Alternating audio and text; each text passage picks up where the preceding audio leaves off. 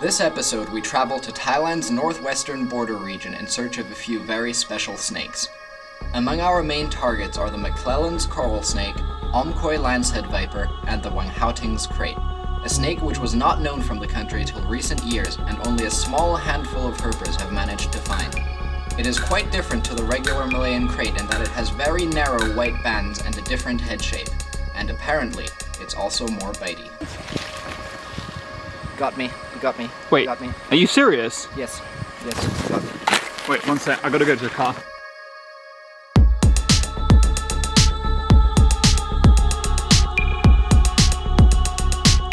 Alright, got a snake, and Rupert nearly ran it over. We just pulled a quick U-turn. I was like staring at a freaking ambulance coming past. Hold on, don't touch Wait, don't touch it. Before you touch these, they usually sit really nicely on the road like this. Have a look at that. The typical in situ Hetula Prasina road crossing pose. And then once you disturb them, they don't sit like Turbo this. bossery going on. Grab it. Ooh, and he's climbing on the camera. Ooh, look at those nice defense colors. It's pretty. First live snake on the road this trip. We good to just let him cruise? Yeah, just good to let this one head off. Alright. Lucky snake. Really vibrant, this one too. Rupert was telling me a while ago, you have a theory about them changing color at night, don't you? Yeah, that could be. We found really blue ones at like. Yeah, but you never see those like stinging, vibrant green ones during the night. So there is a possibility that they somehow get more intense in natural sunlight. Snake alert, turning around. I'm pretty sure it was already dead though. Well, actually, we know it was dead, but it wasn't another vine snake, so. Let's get it before something else flattens it. Is it Karos or a cobra? Karos. Alright, in that case I'm not getting out, but you can see it right there. It is a dead Indo-Chinese rat snake. Harry, back on the herp mapper. Jesus. Harry's a terrorist. Alright, so the sun is just starting to go down. We've had dinner, and we're heading out to the spot, which is about 40 to 50 minutes drive from here. But there is potential to find several snakes on the road along the way, especially at this hour. We're hoping to find several species of kukri snake, but we'll probably be happy with just about anything. Alright, so check this out. Rupert and the guys just found this. And you may recognize this from our previous videos as a cave racer, but this is actually a different subspecies. This is Elaphe tenura helfenbergeri, whereas the one we normally find is ridleyi.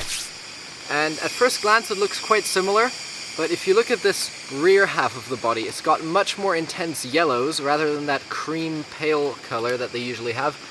And in the black segments, it's got these white bands along the side, which is also very different. And honestly, I think this is the much nicer looking species.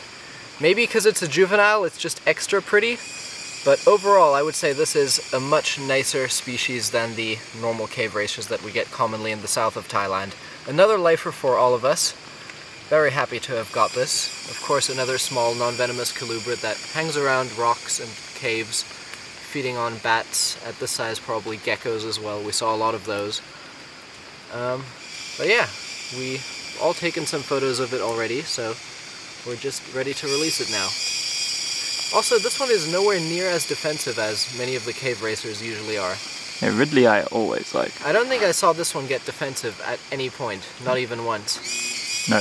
You can see on the tail tip he's got some damage. The tail is all like hard and crusty, and this is actually going to fall off. This is caused by when they shed. The very last tip of the shed doesn't come off properly. It happens sometimes in captivity where you would actually help them remove all of it so that exactly this doesn't happen.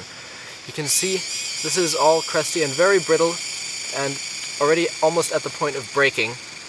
There's no way to remove the shed now because this is all dry, but what happens is the shed stays on, and the next time it sheds, that segment is even more likely to get stuck again, and layers of shed build up, cutting off the blood flow to the snake's tail, and it will eventually just die and fall off. I mean, this is like beef jerky, like rock hard. So this will probably fall off right about there at some point, but it won't really harm the snake in any way. It'll just have a stump tail, which is quite common in wild snakes.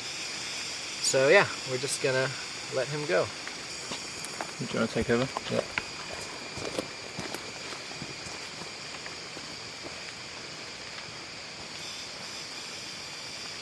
I've already lost him. Alright. Alright. First snake after nightfall, and it is instantly one of our main targets for the area. This is MacClelland's coral snake, Cynomacrurus MacClellandi. Lifer for all of us. All of us. This is truly an incredible find, and I can't believe it's the first snake we found on location. Have a look at that typical coral snake head. This actually looks very similar to a lot of the American coral snakes in terms of shape. And in terms of color, even quite similar to some of the South American ones. But yeah, show the venter. They have that beautiful speckledy banded type venter. I just call it piano keys. Yeah, that is very much like piano keys. Despite likely being quite a bit more toxic than the other coral snake species that we get in Thailand, which are all Calliophis, this one is Cynomacrurus, and apparently quite toxic, although they are incredibly docile and usually don't bite. There's not a lot of bite records from these. It's the only species of its genus in Thailand, and only one of very few in Asia. My friend Chris has one of these in captivity, and so I have a bit of experience handling these. But yeah, very, very nice snake. And when Harry picked it up, it was like spiking him with its tail. Yeah, what they'll And when do, snakes do that, it's usually a good sign that they won't bite. except kukri snakes. But yeah, they have this very pointy tail tip, which you can see right there. He's actually, when you grab them, they try to spike it into you, and it's actually quite pointy, but not strong enough to break skin. Awesome lifer. It's a species I've been wanting to see for such a long time, actually.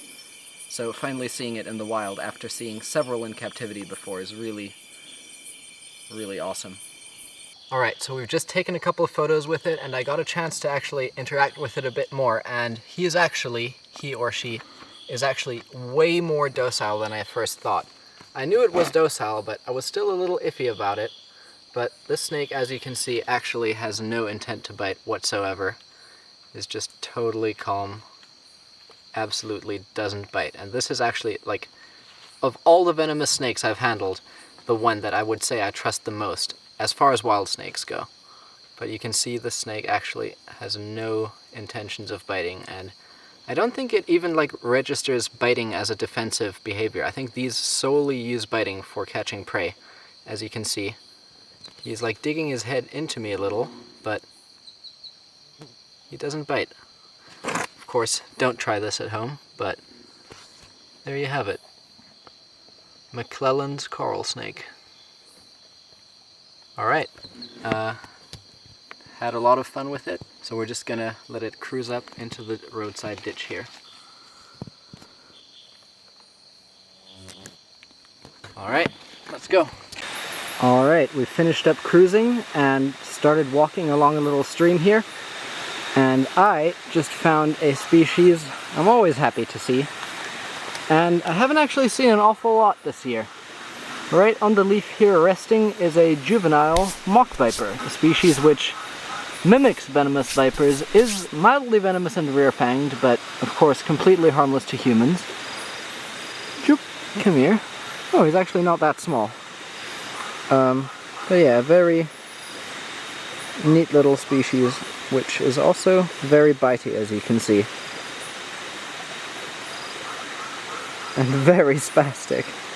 You can actually see in the back of the mouth, that sharp thing is the rear fang, right in the rear of the mouth. And in the front of the mouth are the specially adapted teeth for gripping their prey. Very neat. Okay, you can let go of me now, sir.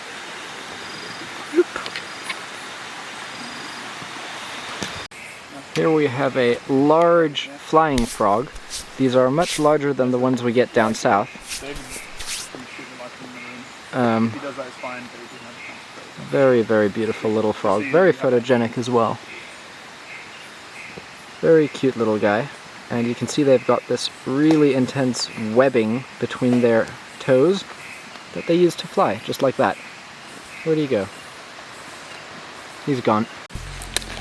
It's been a slow night so far. We haven't really got anything. What?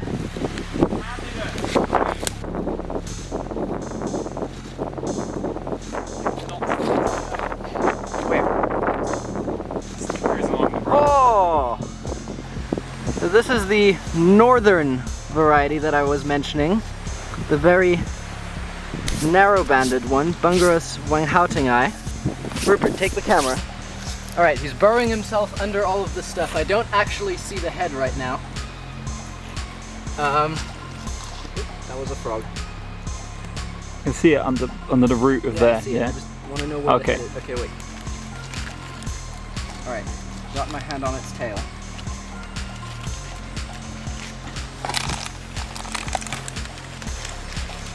Alright, check this out. This is, as you'll probably notice, very different to the typical Malayan crates that we find, in that it has much narrower bands. And this one actually is quite decent size, I think.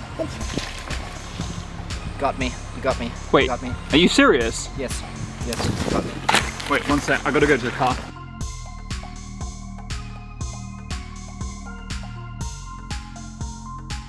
Do we have cell service here? No, we don't. Okay. I'm going to...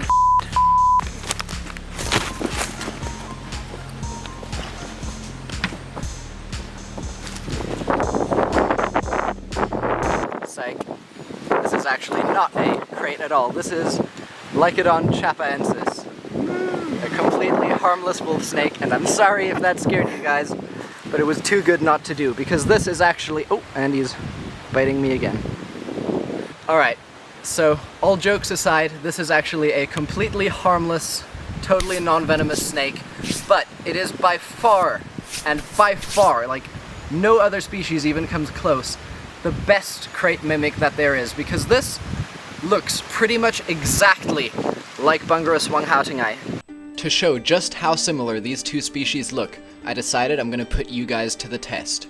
Have a close look and try and find out which one of these is the real highly venomous krait and which one is the completely harmless wolf snake. Pause the video for a moment and drop your answers down below, and I'll reveal shortly.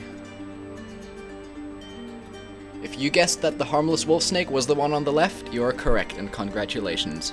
Now back to the video. The only real difference that's instantly visible is that it doesn't have that enlarged row of hexagonal scales along the back.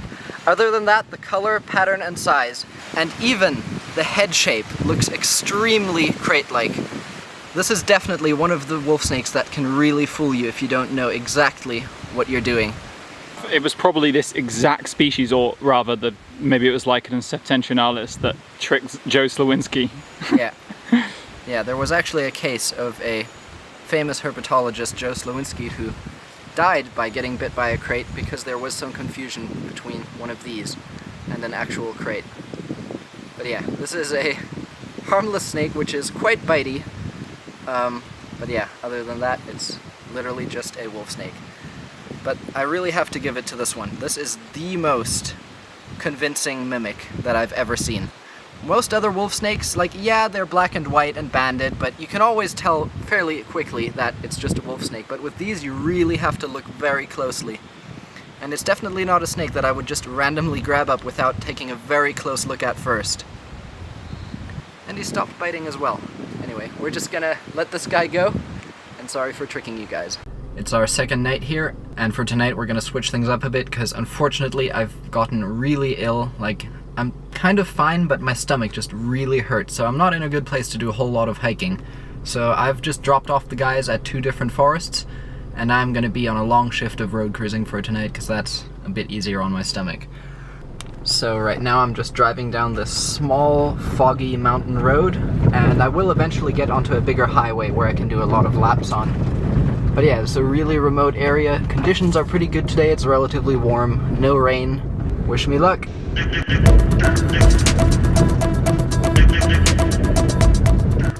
Alright, so I was just cruising, and right on the road is a sleeping small herd of water buffalo. It's always surprising the things you can encounter out here. Oh, he's got a baby too. Alright, have a look at this. First animal I cruised once I got onto the big road. I think it's disappeared now.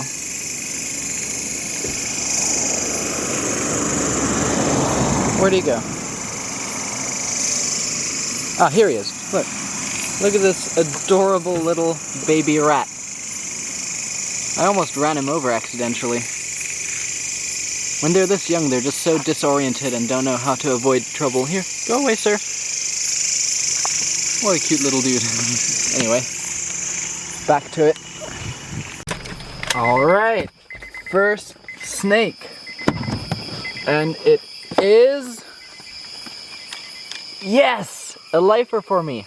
This is Guoi's Pit Viper. Tremorosaurus guoi. It is, at first glance, you're thinking very similar to a white-lipped pit viper, which it is, but when you zoom in, have a look at those eyes. They are dark, dark red. And this species was actually only described a couple of years ago. But yeah, very happy to see this. And they've also got a much more intensely red tail tip than the white-lipped pit vipers do. Definitely going to be bagging this one up to show the guys, because I don't think any of them have ever seen it before either. I wonder if it's going to be bitey. Ooh, and he's got a big weaver ant attached to him. Ooh, he is very bitey. Look at him rattling his tail. Well, he was. There we go. Many vipers will do this, not only rattlesnakes. And when they're on the floor in like leaf litter and vegetation, the rattling the tail can sometimes make quite a similar sound to an actual rattlesnake when they wiggle their tail in dry leaves. But this one is very bitey, and I think I hear a car coming, so I'm gonna get this guy bagged up, and I'll probably film a bit more with him later. Alright, so I just got another live snake after quite a long time actually. Another common sight almost throughout Thailand. This is the, as I'm sure you guys are probably able to recognize, sunbeam snake. Common species pretty much everywhere. But yeah, surprised to get it on a night like tonight where there's been no rain whatsoever. Anyway, just gonna let this little guy cruise off. Nope, you're going the wrong way, sir. Yes, that way. And we got another snake, and I believe it is, yes it is. As expected, Pareus margaritiforus, the white-spotted slug snake. And if you've watched my recent uploads, when we found them in the south, you'll remember I was talking about how they had a very orange spot in the south, which the northern ones don't have. And here you can see the northern one, which just has that very faint little white spot. Anyway, I'm gonna take the little dude off the road. Give you guys one last look at it. Keep cruising. Alright, so check this out. I just was driving behind a pickup truck and I was thinking, oh, I hope he doesn't run over a snake in front of me. And as I was thinking that, I saw him swerve to miss something. And, oh, my light is breaking. And check this out, an adult banded krait. This is the first adult banded krait in northern Thailand I've ever seen. I think my camera is a bit out of focus. Let me just get back to the car and make sure my settings are in order. There we go. Wow, have a look at that. What a beautiful snake. Way more long and slender than the ones I've seen in the south. But yeah, very, very nice. Always good to get a large elapid such as a krait on the road. It's actually been a dream of mine for a long time to find this species on the road, because that distinct black and yellow is just so iconic and you'll instantly know what it is. I think I'm definitely going to bring this one back to show the guys, so I'll film another bit with it in a moment. Alright guys, check this out. Another new species for me this trip. And oh my god, it is a huge by the looks of it, highly gravid female Pope's Pit Viper. You can see with the red eyes it looks quite similar to the Guo's Pit Viper that we saw, but the head shape is distinctly different, and probably the most easy way for you to tell them apart on video is by the tail pattern. You can see this one has that jagged red stripe, but have a look at a top view how girthy she is near the rear here. She must be so close to giving birth. Thank God I found her and not some massive truck. Anyway, I'm gonna try to move her off the road, but I'm not gonna be handling her more than necessary, or I'm definitely not gonna be bagging her either, just because she is so highly gravid. Oh my god, I can feel the lumps. Let me try and support her weight as much as possible without getting bit, and just move her right into the ditch. Go on, big girl. Wow, that's awesome. Alright, and it's starting to rain quite heavily, so I'm gonna quickly make my way back into the car and continue the cruise. Alright, just got another snake. I think it is another Pope's, possibly another Guo's Pit Viper. I'm gonna try keep this quick again, of course, because it's raining. Ah yes, just another Guoi. As mentioned in the Pope's segment, you can see the red eyes are relatively similar, but that tail is just such a smooth brown line. And the head shape of this is more elongated. Anyway, I forgot to bring the hook out. I'm gonna try to just scoot this one off. He's a bit small to just grab, because these ones are quite bitey. Come on, go away. And another snake. He was in a really weird pose though. I suspect he might be clipped by a car. Oh no, he's alright. Hey, would you look at that? Another Guo's Pit Viper. This one's already moving off on his own accord, so I don't think there's any need to interfere. Oh, come on! Another green viper! Can you believe it? When will I finally get the brown viper? And another Goi. Probably the biggest one I've seen so far. Put my hand next to it there so you can see. And he's going that way, so I'm gonna try bring him that way. Ooh. Bitey little dude. Alright, sir. Don't bite me. These Goi's vipers are some of the most bitey little green vipers I think I've ever seen. Anyway, don't come back on the road, sir. Alright, I actually cannot believe it. Not even on the road for like 2 minutes since I just stopped. And you get one guess at what I just saw. Yet another glowing green pit viper on the road. And a male this time. Most of them I've seen so far have been females. You can tell it's a male by that distinct white line on the head.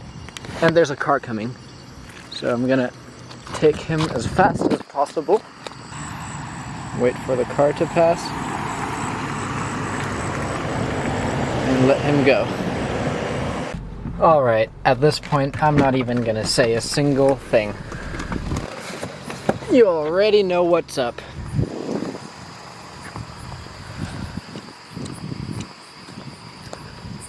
I came more prepared this time though. I brought the hook out the car.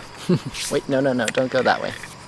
So it's always important when you move snakes off roads to put them in the same direction they were going, or else there's a very high likelihood that they will just immediately try to cross again and have a whole new chance at being run over.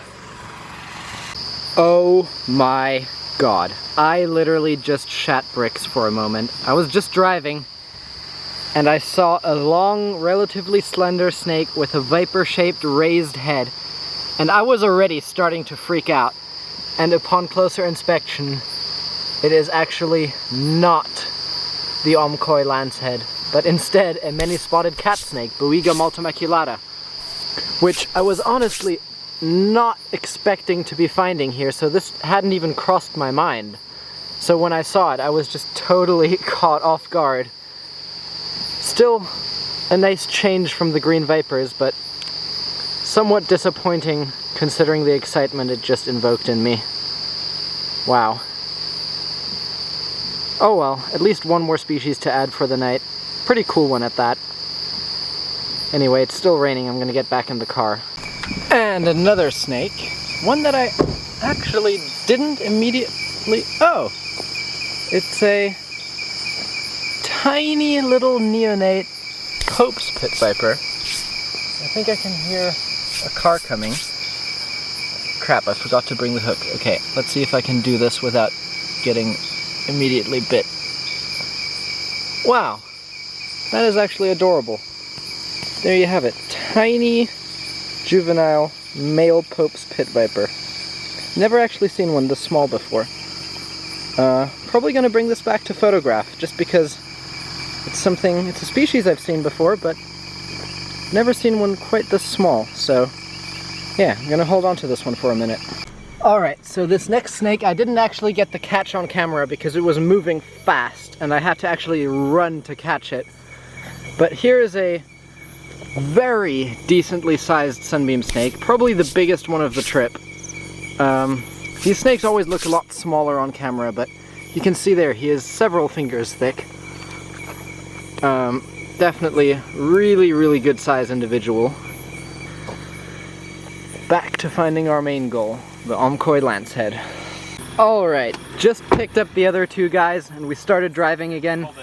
And right here is our lifer, many-banded, or Wanghaoting's Krait. We're not even sure technically what exactly this is, but it is the one we're here to see. And there's a car coming through, which I hope... Oh wait, that's Rupert. I thought there was another car coming through. No, I was just pulling it over because I was parked on the wrong side anyway, of the road. He is very spazzy, but have a look at that. So different from normal Candidus. That's miles away. That's for the head is also doesn't even look even like Candidus at all. Yeah. So much more narrow and like elongated. Yeah. A lot more Lycodon-like. But man, this and Septentrionalis, bro. Yeah, they really do look similar.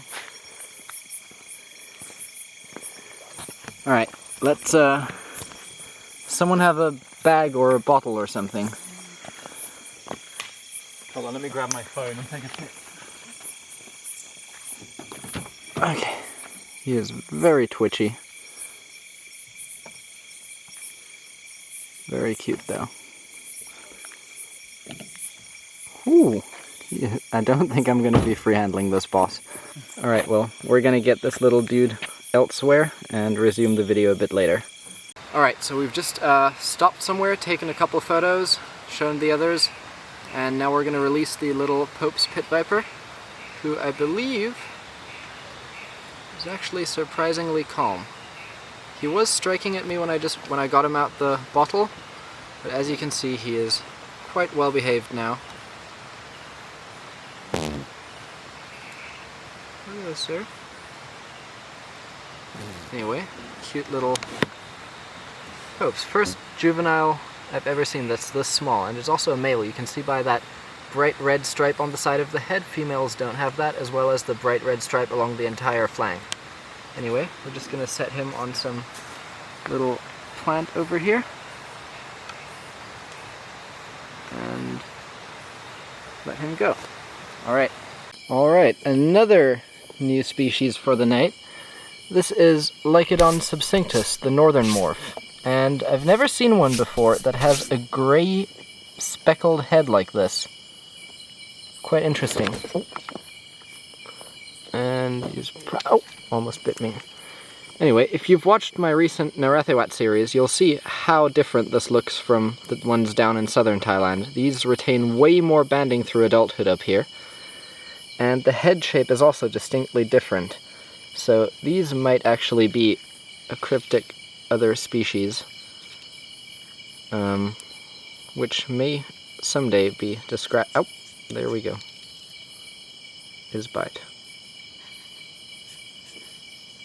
Very bitey little snakes, but their bites aren't actually that bad considering how large their teeth are. And focus, please.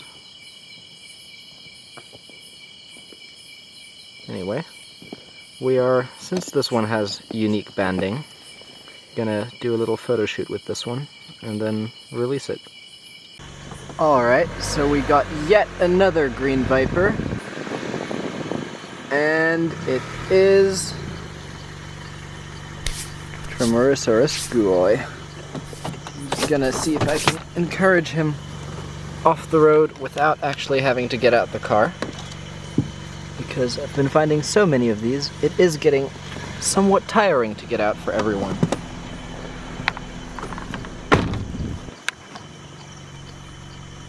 Yeah, well, he's headed directly off the road, so I think it's safe to leave him there. Plus, there's hardly any traffic at this hour. Alright, so here's the banded Krait that I got last night. I didn't actually get to film the release because my camera died and we didn't come back to this particular part of road because we always try to release in the same place we caught it. So we're back here today and we're just gonna release it. Very nice little Krait. There we go. He's a bit smaller than I had him in memory from last night, but as you can see, typical banded Krait. First northern one I've ever seen, and he does appear to be a bit longer and more slender, but it could just be because he hasn't been eating a whole lot. But one of the main differences between the southern and northern morph of the banded Krait is in the head. If you look at the head of this guy, you'll see that the patterns on the head are actually quite well defined, whereas on southern ones, I can't quite put my finger on it, but it somehow looks different. Anyway, we're gonna let this guy go and keep driving because we've got a long drive ahead of us.